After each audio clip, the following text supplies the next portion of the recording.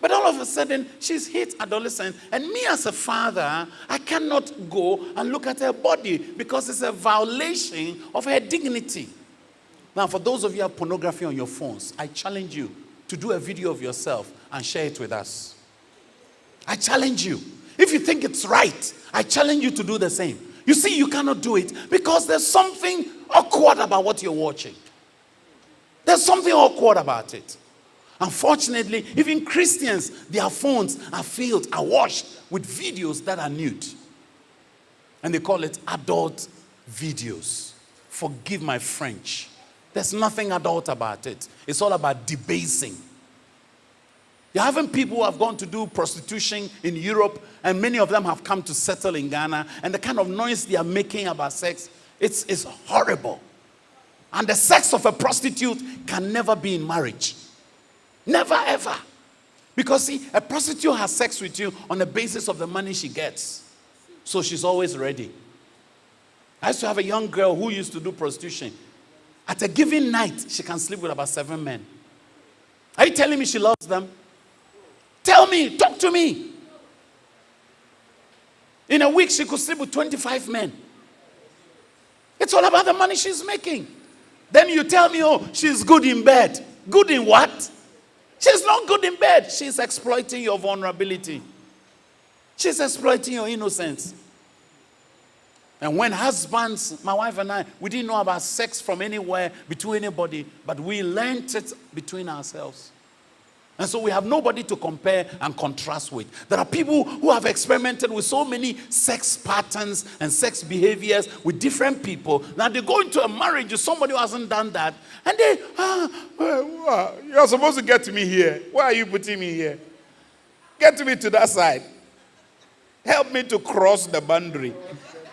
For me, Jordan Neja. And the other party will like, I say,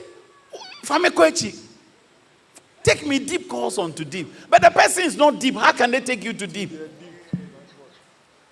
I was here, me, I will speak frankly to these things because look, where I sit, the issues that come to me, sometimes I look at the people and I feel so sad. Many of the people whose marriages are breaking, it's not because they are not having good sex. So many of them, communication problem. Many of them, phone, how to handle phone. Third party, some ex, some money, sikasem. One or two may have some challenges sexually, but they can always be helped if they open their heart and they are honest about it. Anameboa, can they not be helped? Some even can be corrected by surgery. Sometimes even some of the people will have to go to, sorry? Well, but there are some cases that cannot be managed. Health-wise, there are some health issues that are called terminal. And if it is terminal, it's terminal. I mean, for instance, somebody has cancer of the skin or somebody has leukemia. You can bring all the interventions that you care, but sometimes they have to live with the condition for life. There are certain things we have to live with for life. There are some things that can have management. Others too can receive some cure. So if yours can get a cure for it. If yours have to be managed, manage it. If yours you have to live with it, for me I'll say live with it. Otherwise you go, look, there's no way one person can have all the things you're looking for in marriage. You can find a husband who is good in bed, but poor in communication.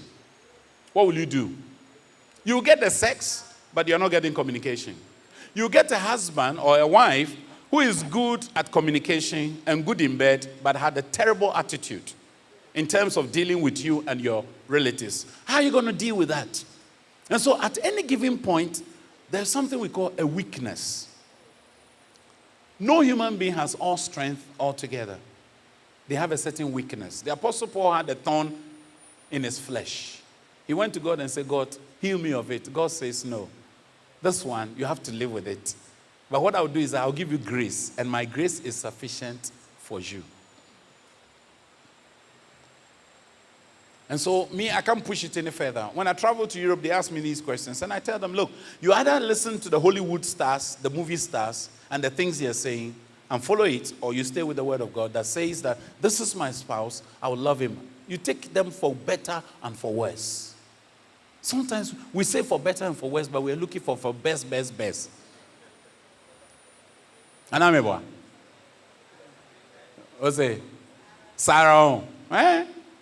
Okay.